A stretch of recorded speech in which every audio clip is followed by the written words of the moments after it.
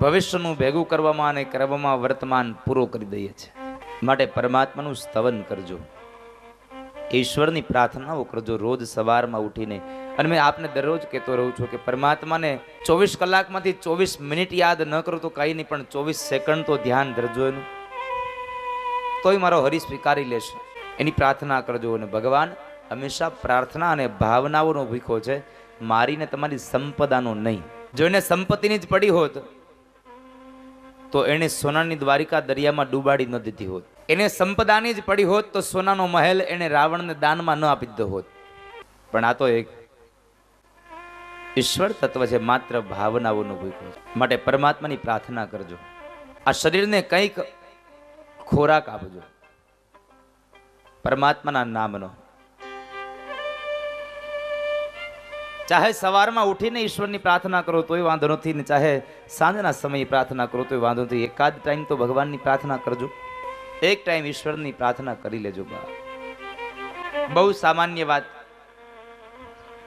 સવારે ઘરેથી નીકળીએ, ઓફિસ જઈએ, કામે જઈએ, જ્યાં પણ જતા હોય ત્યાં વ્યવહારમાં ધંધે જઈએ, સાંજે આવીએ એટલે સાંજે ઘરમાં આવતાની સાથે પાણીનો ગ્લાસ પછી માગીએ, પેલા શું કરીએ?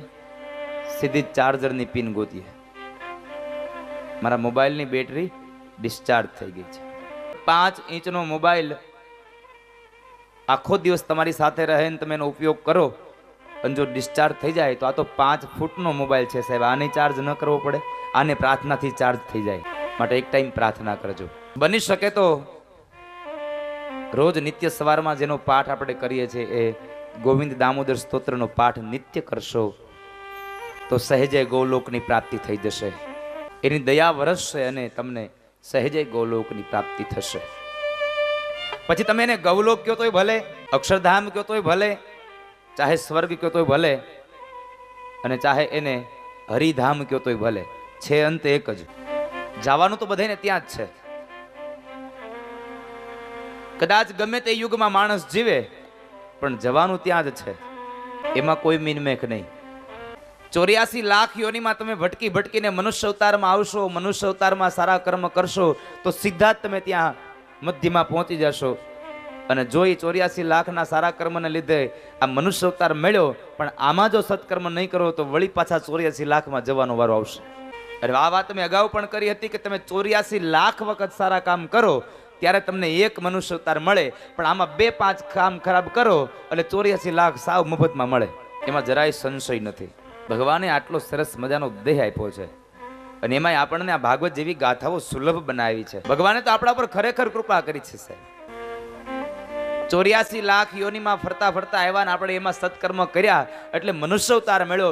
અને મનુષ્ય અવતારમાં પણ કેટલું સુલભ કે આપણને ભાગવતની ગાથાઓની અંદર જઈને બેસવાનો અવસર મળે. ભાગ્યોદયે ને બહુ જન્મ સમર્જિતેન.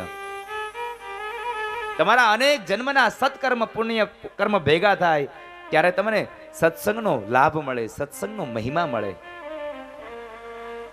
આપણે તો કેટલા જન્મની કમાણી કરીએ છીએ, પણ આ જીવન આમણમ આપણે વ્યર્થ કરી દઈએ છીએ. શેમાં?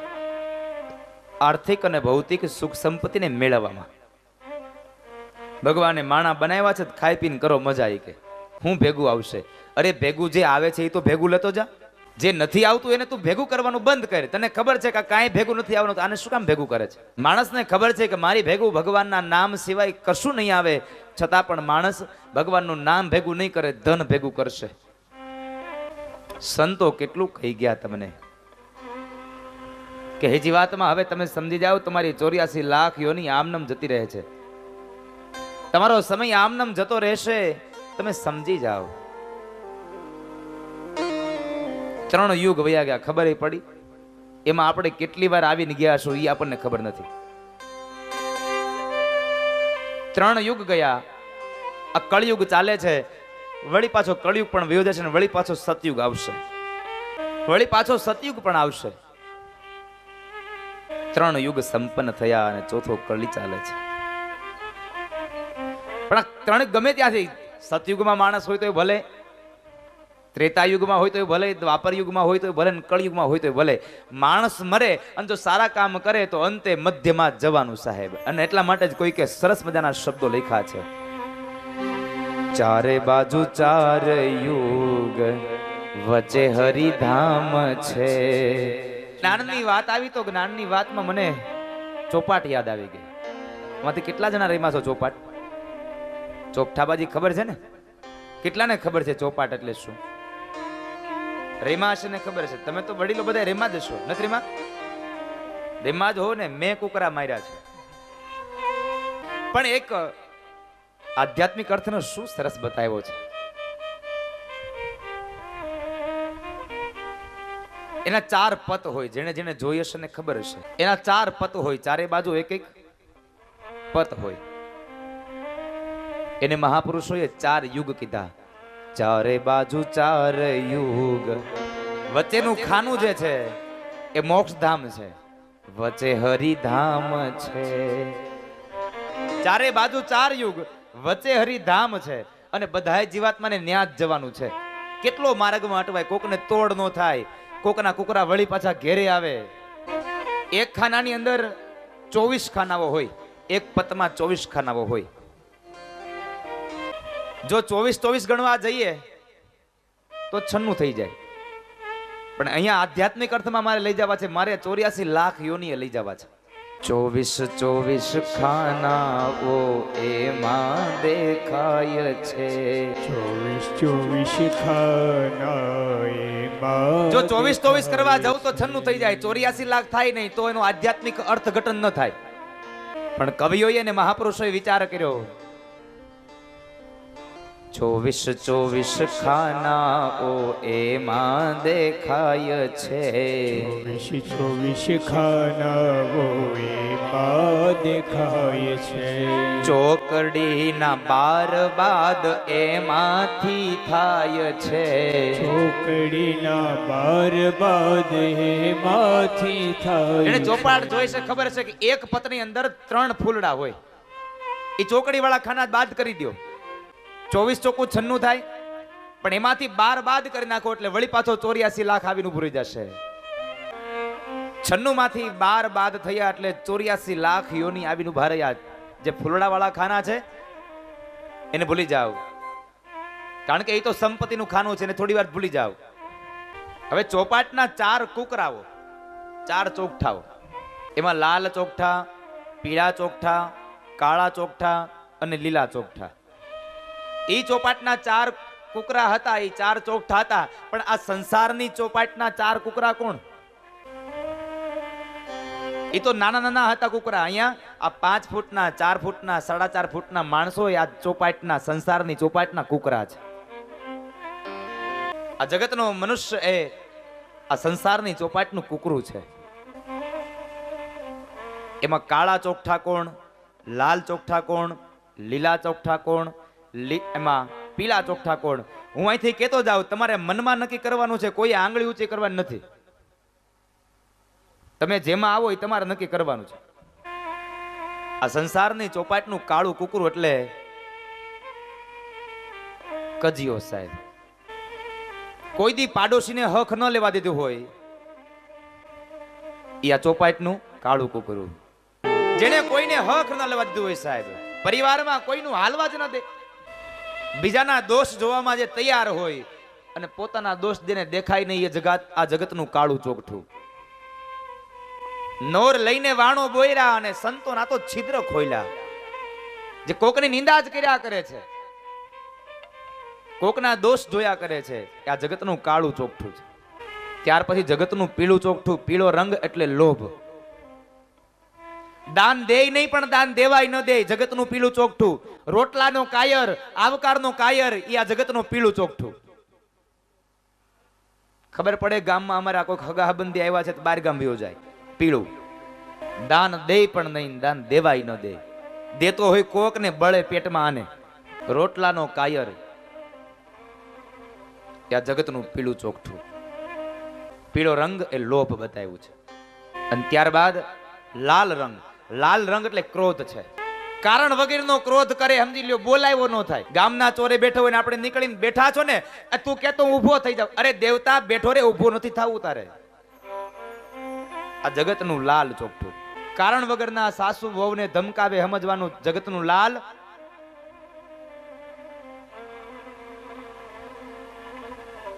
ક્રોધનો રંગ લાલ છે સાહેબ. અને ત્યાર પછી બતાવ્યું લીલું ચોગઠું. આ લીલું ચોગઠું એ સંતોને કહે છે લીલું ચોગઠું સાહેબ. આ જગતના સંત એ લીલા ચોગઠા જે પરમાર્થને કારણે પોતાના દેહને ઘસી નાખે આ જગતના સંતો છે. અને એ સંત એમનેમ નથી થવાતું સાહેબ. એને એના પણ ભાવ ચૂકવવા પડે છે. એને એનાય મૂલ ચૂકવવા પડે છે. એ સંતોને કેટલી દુઃખ વેઠવા પડે સાહેબ. ક્યારેક પોતાની જાતને બજારમાં વેચી દેવી પડે. એ વારાણસીની બજારમાં હરિશ્ચંદ્ર ઉકળતા તેલમાં હાથ પલાળ્યા સાહેબ. કોઈ તેલ કડામાં બળતા સુધનવા પોતાના દીકરાઓને ખાંડી અને સંતોને જમાડી દે શેઠ સગાળશા અને પોતાની ઘરની નારીને દાનમાં આપી દે જલારામ બાપા. લીલા ચોગઠા એટલે આ સંસારની ચોપાટના લીલા ચોગઠા સંતો બતાવ્યા. હવે જ્યારે કુકરું બરાબર હવે રમત જામે એમાં બધી જગ્યાએ કુકરાને મારી શકે પણ કોઈ માણસ જે ફૂલ ઉપર બેઠા હોય ને એને ન મારી શકે. કારણ ફૂલ એટલે વૈભવ છે. પૈસા વાળાને કોઈની બીક ન હોય. ચોકડી વાળું સ્થાન એ વૈભવનું સ્થાન. પણ સંતોને અને પૈસા વાળાને કાંઈ લાગે વળગે નહીં છે. જ્યારે કુકરાને પાકવા જવાનો સમય આવે ને ત્યારે તમે કદાચ જોયું હશે તો ચોપાટની વચ્ચેની લાઈનમાં એ કુકરું હૂતું જાય. શું કામે? કેટલાયના તોડ ઘેરે આપ્યા હોય, કેટલાયના કુકરા માર્યા હોય. પાપ કરવામાં પાછું વાળું જોયું ન હોય ને કુકરા મારે તે જોયા જેવું હોય. ભાંગતી રાતે જ્યારે એ કુકરું પાકવા જાય ને પછી પગડું આવે ને તો કુકરું પાકે. જે ચોકઠું હોય એની બાજુના ખાનામાં જ્યારે કુકરું પડે પછી પગડું આવે તો જ ચોકઠું પાકે, નકર પાકે નહીં. અને પગડાનો પીરિયડ હોય સાહેબ. અને પગડાના પીરિયડમાં જેણે કઈ કર્યું નથી ને એ હજી આ જગતમાં એમને જ આટા માર્યા કર્યા છે. ભગવાન જ્યારે સમય આપે ત્યારે સમયમાં કઈક એકાદ બે સારા કામ કરી લેજો કે તમારા ગયા પછી પણ તમારી પેઢીને તમારા નામથી ઓળખે. પાપ એનું ઢાકવા માથું નમાવતો ઉપરથી નમ્ર બની હરિદ્વારે આવતો. જ્યારે પાપ થઈ જાય ત્યારે પછી ભગવાન પાસે દોડ્યો જાય. ભગવાન પાસે જઈને માથું નમાવે, મારા પાપમાંથી મને મુક્ત કરજો. પણ ભગવાને ત્યાંથી એને પાછો ધકેલે. જ્યારે ભાંગતી રાતે કુકરા પાકવા જાય પછી તોડ ન આવે ને એને પગડા ન આવે. અને જેને જેને જોયા છે ખબર હશે જ્યારે પગડું આવે ને જ્યારે કોકનું કુકરું મારવાનો વારો આવે ને ત્યારે ગોઠણિયા ભર થઈને મારે. એ કુકરાની માથે એવો ઘા મારે કે આપણને થાય કુકરા માથે નહીં, આણે કોકના માથામાં માર્યું. અને પછી જ્યારે પગડા નો આવે ને ત્યારે એ ભેરું બદલે, કોડિયું ફોડી નાખે. પણ પછી પગડા નો આવે સાહેબ. પગડાને પીરિયડ જ હોય. બહુ પ્રયત્નો કરીને પગડા ન આવે ને એટલે બાજુવાળા ઉપર ખીજાય, એલા તું પણ આગો બેસ. ઓલો કે તારે પગડા નો આવે માં હું શું કરું? તારે દાણા નો આવે માં હું શું કરું? તમે 3 પત્તી રમતા ને જોયા કોઈ દી? 3 પત્તી વાળાને મોબાઈલમાં નહીં હો.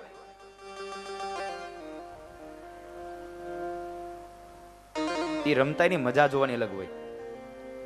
આમ પન્ના અપાઈ જાય ને પછી એ પન્ના ઉપાડે ની જોવા જેવું હોય. એટલા ચીપી ચીપીને ઉપાડે આમ કોઈ જોઈ ન જાય. જ્યાં 3 પન્ના લઈ આમ ભેગા કરેલા હોય ને આમ બરાબર રાણી જોઈ જાય ત્યાં તો 20. એટલે આ બીજા પન્ના જો હજી એમને ક્યાં મીંડો લેવા. જ્યાં બીજું પન્નું જોવે ને બાદશાહ જોઈ જાય ત્યાં તો એને પકડવો પડે 50. એટલે પણ ત્રીજું પન્નું જો પછી હાલ. અને જ્યાં ત્રીજું પન્નું જોવે ત્યાં ફૂલની તીડી. આ સંપત્તિ વાળાનો સાહેબ. ફૂલ ઉપર બેઠા હોય ને અભિમાન હોય કે અમને કોઈ નહીં મારે. પણ એને ખબર નથી ફૂલ વાળાને મારવાનો અધિકાર કોને છે? જે ગાંડું કરે ને એને. ગાંડું ખબર છે ને અવળું હાલે. અને ગાંડું એટલે આપણા જગતના સંતો સાહેબ. આપણા સંતોને આ લોકોએ ગાંડા કીધા, મીરાને દીવાની કીધી, તુકારામને પાગલ કીધો છે. હરિ કેરા ધામ માંથી સંત પ્રગટ થાય છે. હરિના ધામ માંથી સંત પ્રગટ થાય. પણ એ તો ફૂલ વાળા નહીં મારતા જાય ને કહેતા જાય કે ભાઈ આજ પૈસા છે કાલ નહીં હોય, કઈક સત્કર્મ કરી લ્યો. એ સૌને શિખામણ દેતા જાય. એને સંપદાને કઈ લેવા દેવા નથી. એ તો તોડ નો થયો હોય એને તોડે કરાવતા જાય અને ફૂલડા વાળાને મારતા જાય. પણ ચોપાટની રમત મને બતાવે 4 ચોગઠા 84 લાખ યોની મધ્યમાં એ હરિધામ. જ્ઞાન તો જ્યાંથી લેવું હોય ત્યાંથી મળે. સાહિત્યકારો ભલે ને હાસ્ય કલાકારો કે જ્યાં જુઓ ત્યાં હાસ્ય મળે એવું નથી સાહેબ. જ્યાં જુઓ ત્યાં જ્ઞાન પણ મળે છે, જો લેતા આવડે તો. માણસની દ્રષ્ટિ હોવી જોઈએ. અહીંયા તો ગમે ત્યાં તમને પરમાત્મા દેખાય જો તમારી નજર હોય તો. એટલે મને કહેવું ગમે કે હિન્દુના ઘરમાં, દરેકના ઘરમાં દરરોજ ભગવાનની એક ટાઈમ પ્રાર્થના થવી જોઈએ સાહેબ. આપણે હિન્દુના સંતાનો છીએ, આપણે હિન્દુ છીએ. અરે હિન્દુ હોય કે ન હોય, ભગવાનના બાળકો છીએ સાહેબ. જે 3 ટાણા જમાડે છે ને એને એક ટાઈમ જમાડો, કારણ કે પ્રાર્થના એ પરમાત્માનો ખોરાક છે.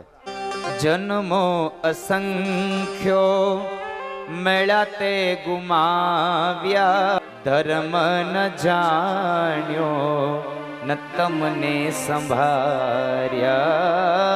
જન્મો અસંખ્યો મળ્યા તે ગુમાવ્યા, ધર્મ ન જાણ્યો ન તમને સંભાર્યા.